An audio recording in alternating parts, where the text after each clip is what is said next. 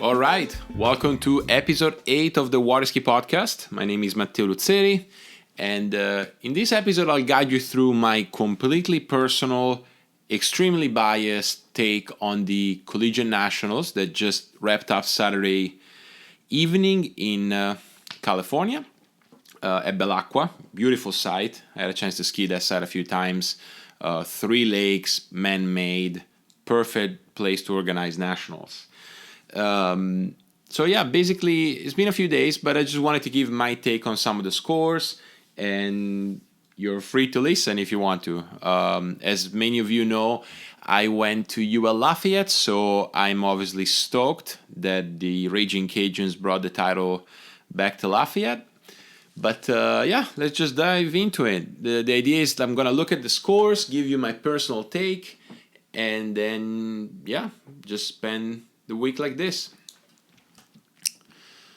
So, as many of you, I watched part of it, and I think the whole webcast is on YouTube. So I'll put the description in the description. I'll put some links that you guys can go and watch this event. Which, by the way, again, some of my guests has already said this. There's nothing like Collegiate Nationals.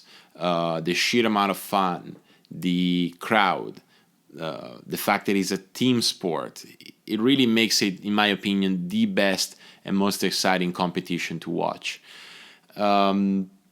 So the way in which it works is that according to the scores at regionals, in the 4 regions of the NCWSA, 2 divisions are created. So a Division 1 and a Division 2, and they compete at nationals, and they compete at the same site. So the site that organizes nationals, Collegiate Nationals, has to have at least 2 lakes so that boats are always running. And that's one of the other great things about collegiate water skiing. Say, for instance, in tricks, you only get 1 pass, and you basically see a row of boats going one after the other with trickers, right? So as one boat goes, the other one is idling back in, and you basically see a ton of tricks within the span of an hour and a half to 2 hours, sometimes a little longer.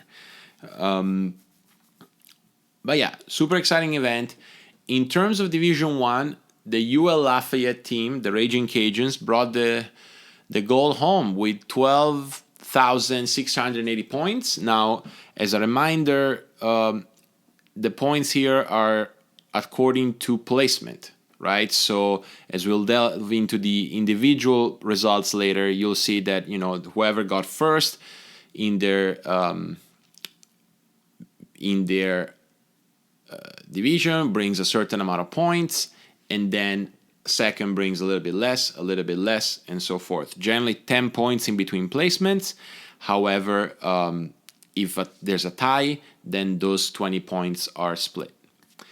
So yeah, UL Lafayette 12,680. Second, the University of Alabama with 12,275. So what's that? 405 points. And I'm seeing here the breakdown.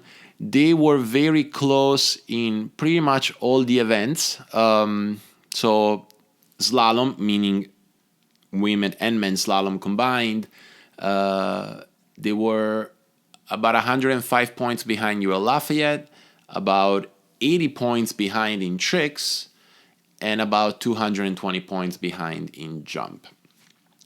In third place, we find UL Monroe, the defending champions, who ended up third with 1,108.55.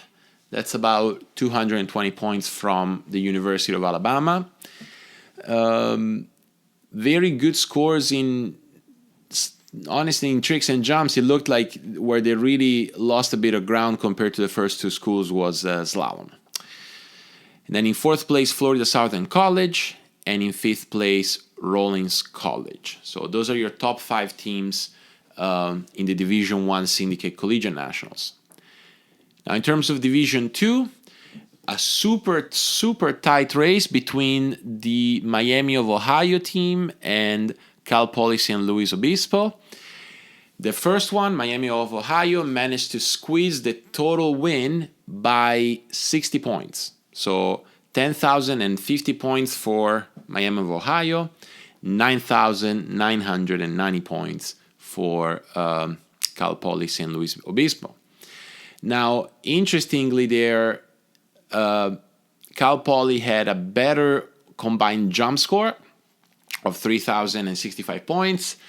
A very close score in slalom, only 45 points away from Miami of Ohio, but really where Miami of Ohio managed to get a lot of their points was in tricks, in combined women and men tricks. Now, and that's, to reiterate, this is another great thing about collegiate water skiing, it's co-ed, right? So your women's team and your men's team have to both perform really well for the university to place high in the team rankings. University of Wisconsin-Madison in third place, Auburn University in fourth, and in fifth place, very close to Auburn, was Iowa State University. So that's your top 5 Division II Collegiate Nationals teams.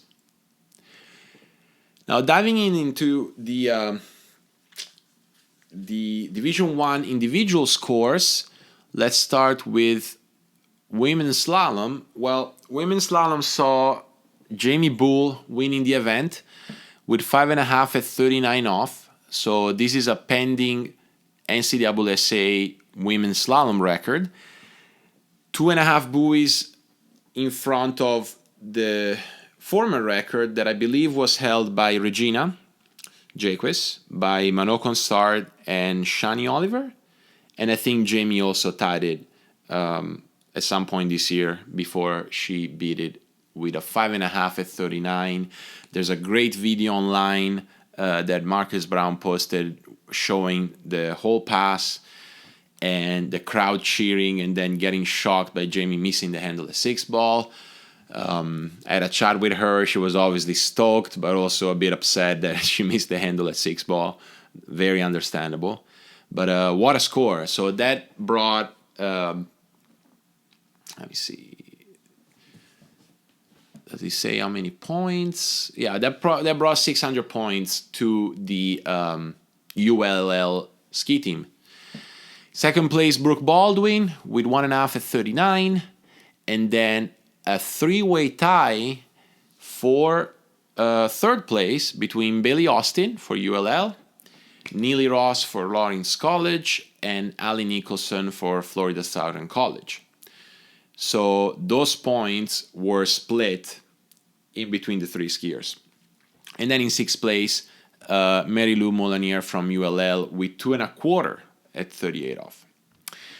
Now, this is a point that I'll reiterate all over this podcast, but the differences and the scores that really matter, this is not to take anything away from Jamie, are, say, this 3 at 38, 2.25, 2, 1 at 38, right? So, say Mary Lou with a 2.25 at 38 brought essentially 15 points extra that as she ran 2, right, to her team, which is a huge achievement.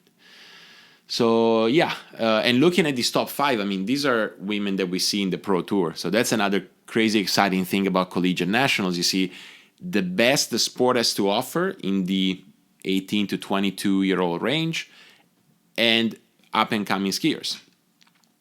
So yeah, that's D1 women's slalom. Interesting choice before we leave by Jamie, who actually started in 4th rotation instead of 5th rotation. Now, to give a bit of an explanation here, there are 5 rotations because every school puts 5 skiers in the water.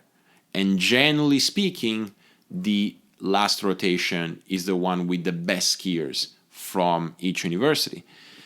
Now, Jamie, I would say by far the best slalom skier that UL has, and she opted to go 4th rotation. Now, that could be due to several factors, maybe not wanting to see others performing well before her, or possibly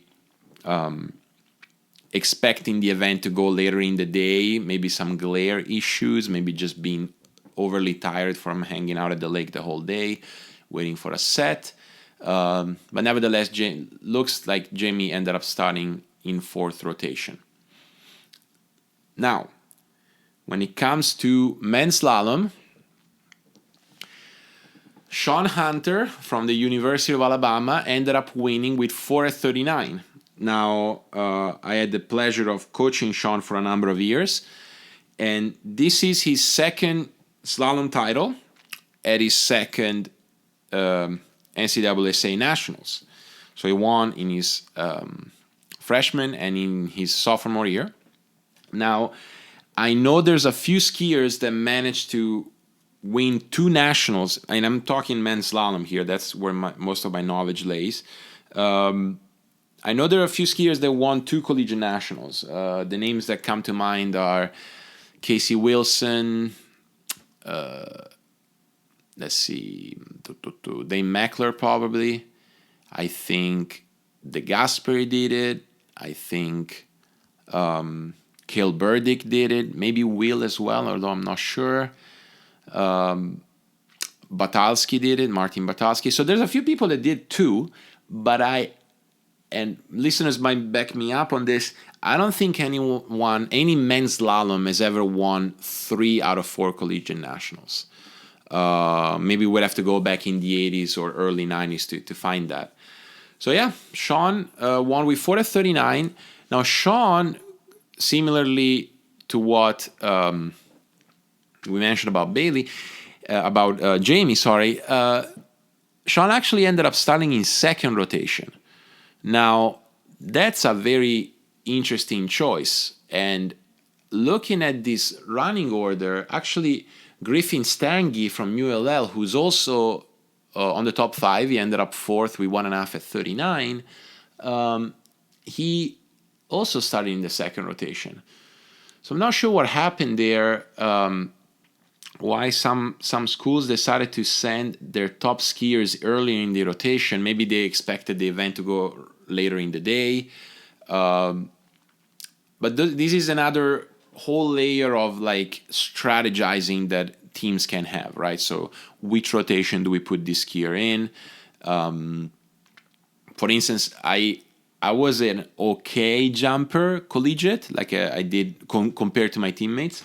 But we decided back when I was jumping in college for me to go 1st rotation, because I was, how should we say, like a bit of an ignorant jumper. Like I would go way later than I needed to the first jump because I had no pressure and I wasn't really that good on my skis. So we kind of agreed that, okay, you go out, you do your first jump, and then try the other 2 if you can with no pressure, and hopefully that gives us a good enough score. So back to men's slalom, Division 1, Sean won with 4:39. 2nd, Jimmy Cahoon from Florida Southern College with 3.5 at 39, followed by his teammate Tanguy Dayan with 3 at 39. So top 3 men's slalom all within a buoy. And then 4th, as we said, Griffin Stange, freshman from ULL with 1.5 at 39. And 5th, Benjamin Lutz with 1.5 at 39. Now, I had a chance to see some of these guys ski. Interesting choice by Benjamin to try and crank that 2 ball, especially given that Griffin had already skied and did 1.5. So there could have been one of those things where, taking an easy 2 and potentially a piece of 3, but even just a 2 would have made a difference of 20 points, really, because it would have given 10 points more to his team and 10 points less to Griffin. Yeah, and so these are the top 5 slalom skiers, all within early to mid 39.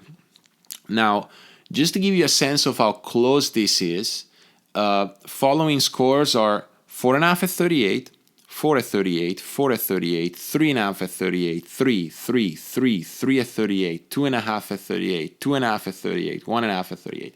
So this goes back to what I think I mentioned with Ashley in our interview of how, an extra buoy makes the world's difference in terms of points at any level, right? And I think, as we will see in Division 2, even more in Division 2. So yeah, that's your men's slalom at Collegiate Nationals Division 1. Then we have women's tricks. Well, this is insane because you have in the top 5, you have 2 former Open World Champs. And actually, the winner of this, Anna Gay from Alabama, is the current world champion. So she won with 5,560 points. Now remember, this is a one pass. It's one pass of tricks, and she tricked 55-60. Now, just to give you a sense of how things are developing in collegiate tricking, I would say more than in the regular tricking, you could win collegiate men's nationals with 55-60. Not too long ago, to be completely honest. And her run was, I'm sure, no short of, crazy. So wake 5, ski line back, backflip, back landing, back to front, 2 mobs and 2 back-to-backs. This is a crazy run, right? Second place for Brooke Baldwin with 44.30, also for Alabama. Third, Taylor Grathwall with 40.50. So here, Alabama swept the first 3 places in women's tricks, followed by former world champion Neely Ross with 39.10, and 5th place for Alice Bagnoli for ULL with 38.30. So, interesting choice by Neely to do a toe pass here. I would imagine her hand run would be enough to challenge, Anna and Brooke, but she nevertheless decided to go for a toe pass. So those are your top 5 women's trickers in Division 1. Now, in terms of men's tricks, let's see if I can find it in my several windows open here. Oops. Oh, there it is. So men's tricks. Edoardo Marenzi from ULL and from Italy as well. Won tricks with 66.50. Now, freshman year, collegiate tricking, a bit different deal because the other thing is that there's not a flip rule limit, right? So in traditional tricking, you're allowed a maximum of 6 flips. Whereas in collegiate tricking, you can do as many flips as you want, provided you don't repeat them, and provided you do the reverse of a flip following the normal flip. So you have to follow a trick with its reverse if you want a reverse in there, and you can repeat tricks, but you can certainly do as many flips as you want. And just to give you a sense of what Edo did to win this tournament, I don't see even like a trick that is not a flip here. I see, so mob back-to-back, front flip, reverse front flip, back flip, reverse back flip, back landing, reverse back landing, and back flip, so mob front to front. And then, you throw in a 360 handle pass at the end. But this is just like 2, 4, 6, 8, 9 flips, right? Nearing what I believe to be Dylan Schaefer's national trick record, collegiate national trick record, which is 7,100, something like that. Now, if that's not impressive enough, Tanguy Dayan got second with 64.60, so not even 200 points behind. Danilo Filichenko from ULM, 6,400 points, so only 60 points behind. And 40 points behind that, Guillaume Tetreault from ULL with 63.60. And then in 5th place, Carlo Basic with 51.40, which, hey, super respectable, considering that he's primarily a jumper. But the top 4 trickers went over 6,300 points with a mere handle pass. right? Now, of course, there's the flip rule, but trust me, this is great skiing. So that's your men's tricks. Now, women's jump. Let's see if I can find it. Yeah, so women's jump was won by Dominique, or as she goes by, Dodo Allard, from ULM with a big leap of 159 feet, so 48.4 meters. Now, one of the cool things about collegiate jumping is that men and women jump all at the same speed, all at the same ramp height, right? So they're all going a 5-foot ramp, which is 150 centimeters, and 31 miles per hour, so 51 k per hour. So Dodo took the win with 159 feet, followed by Brooke Baldwin from Alabama with 147, Mary Lou Major from ULL with 145, Mary Lou Moulanier from ULL also with 143 feet, and then Valentina Gonzalez in fifth with 140 feet, right? Now, again, just to give you a sense of how things are lumped together, there were, let's see, 1, 2, 3, 4 skiers, and these are all skiers, ULL, ULM, Alabama, skiers that really need those extra points to try and win the team title within a foot, right? So interesting to see where those bubbles are and where to work on them. And I think the primary one that you could sort of do that a little bit more intentionally is tricking, right? So you know that there's a, let's say in, maybe women's tricks. There's a lot of trickers here that are like 2360, 2440, 2460, 2610, 2710, right? So the difference between tricking 29 and 23, it's 70 to 80 points. So good things to keep in mind for all these teams as they're getting ready for 2020 Collegiate Nationals, which will be at the boarding school in Orlando. Now let's finish up with men's jump. Now, men's jump traditionally is the last event of the day, and this is where teams and team captains have those sheets where they're like, okay, these are the points we have so far, these are the points we need, and there's a bit of guesswork, particularly first and second rotation, in terms of, okay, we need our jumper to jump this far. We need our jumper to jump that far, etc. Now, Danilo Filichenko ended up winning the jump with a massive 191 feet, so 58 and 3 meters. Now remember, this is 31 miles per hour, 5-foot ramp, right? And that's amazing because it's safe, right? For the most part, like anyone can approach the ramp and learn how to jump. And obviously you can go slower than 31 miles per hour. But the 5-foot ramp is a major game changer compared to, say, a 5.5-foot ramp, or even a 6-foot ramp, right? Which is 180 centimeters. So, but then these guys that are really pushing, I would say anything beyond 180 feet or 54 and a half meters, you're really pushing the limit, right? You're really turning late, cutting hard, driver has to be on point, you barely make it onto the ramp, and you try to kick as much as you can. And in this interesting, fun, exciting game to watch, Danilo from ULM took the win with 141. A foot behind him, Quinn Hayes from Alabama with 190. And then Carlo Basic with 184. Brandon Shipper from ULM with 183. And then Luca Raukenwald from ULL with 182.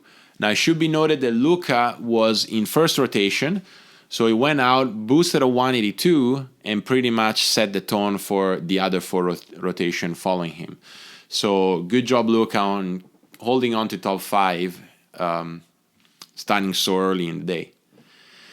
So that's your Division 1. Really, I heard friends talking to people about these nationals. really, the comment of a lot of people was essentially it's for ULL to lose it, right? Meaning, if everything goes according, which what the hell does that mean, right? ULL should make it, and they pretty much did. I didn't see any major blunders in terms of missing a trick pass or falling super early in slalom or not performing as well as they should in jump. And yet, Alabama was 400 points behind. Now, that might not seem little, essentially, it's not that far. And I know that Alabama had a few skiers that didn't perform as good or as up to their potential as they could have. So my prediction for 2020, and I know it's a little bit early, but my prediction is that potentially the team to beat will be the University of Alabama. Simply because of their recruitment strategy as of the last 2 or 3 years. They're bringing in a ton of recruits.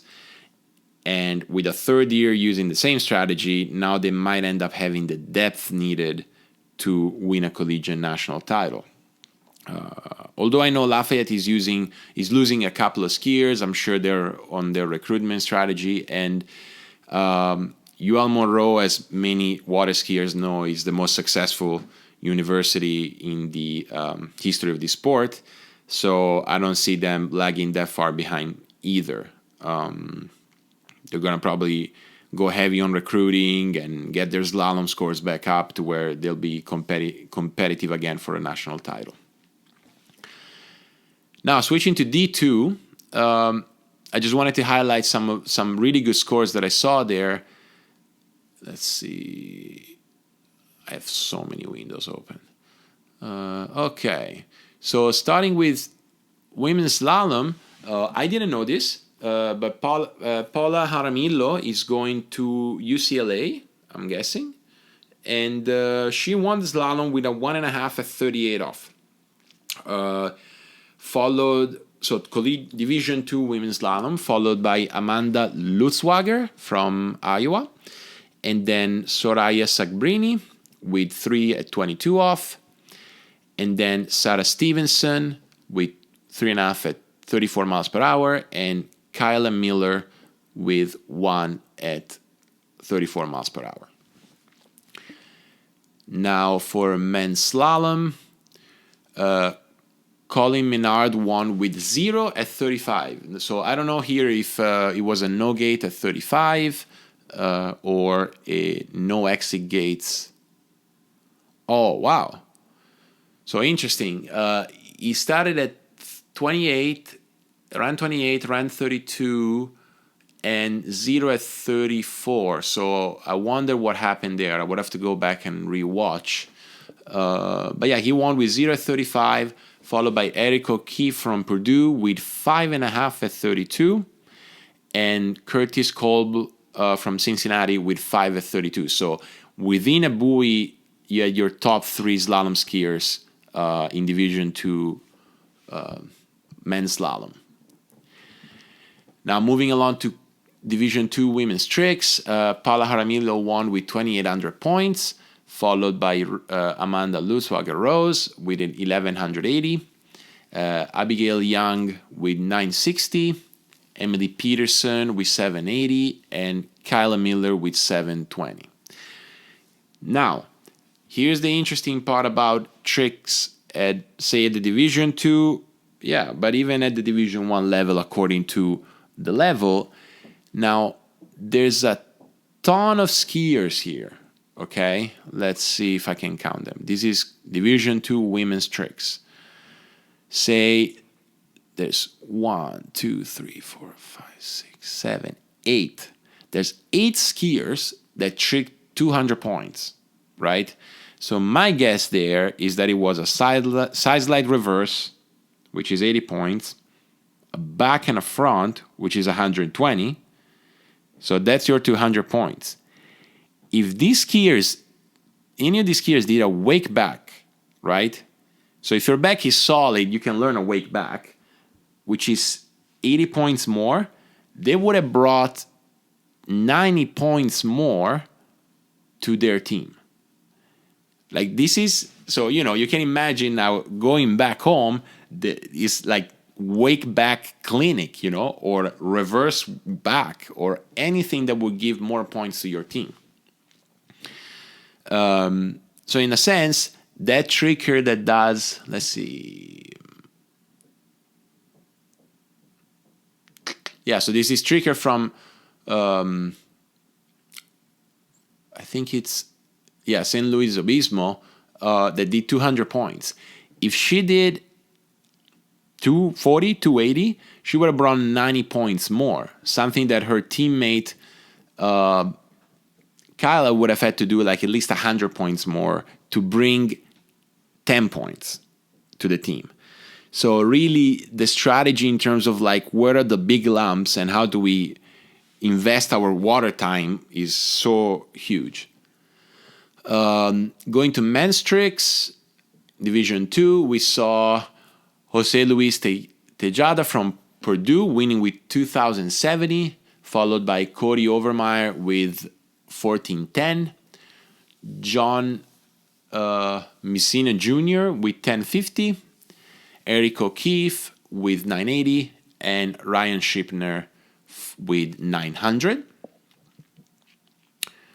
And then in women's jump, Kyla Miller won with 92 feet, followed by Paola Jaramillo with 89, Aura Reina from Auburn with 79, Sonia Conzen with 72, and Amanda Lutzwager with 70 feet.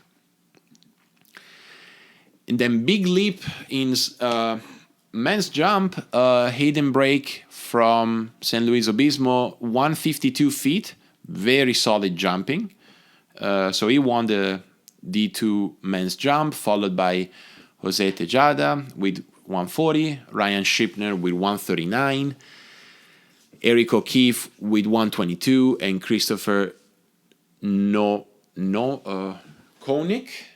Sorry, Christopher Koenig with 97. Now, let's look back at women's jump, Division 2. There were 1, 2, 3, 4, 5, 6, 7, 8, 10, 12, 14, 16. There were 17 women's jumpers in Div1 that unfortunately didn't land the jump. So their score was 0. Again, going to the same point, any of these that landed a jump would have brought 160 points to their team. Right? So the cool thing about collegiate water skiing is that really the work that needs to be done to improve the team score often relies on the skiers that performance-wise might be not as good in the team as their teammates, but they're the ones that really truly bring the most points at the end of the day to win as a team. And this is where the game is about.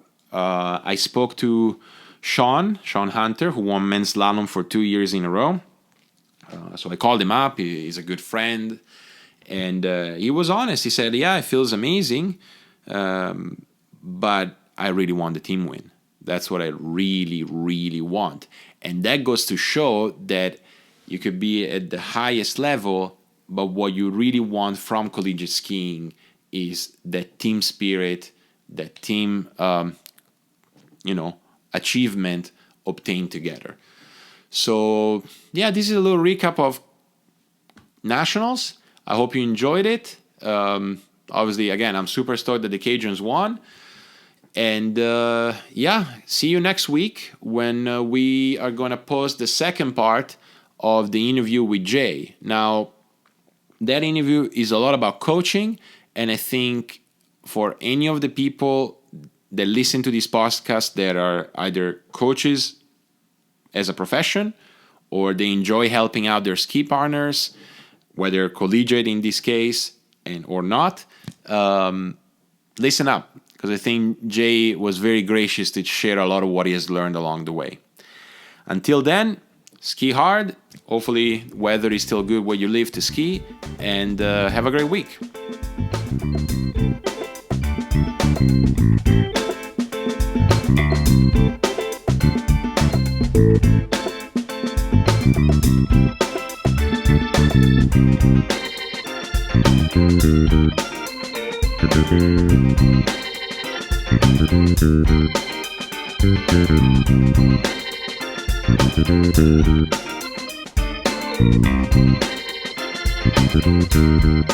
Thank you.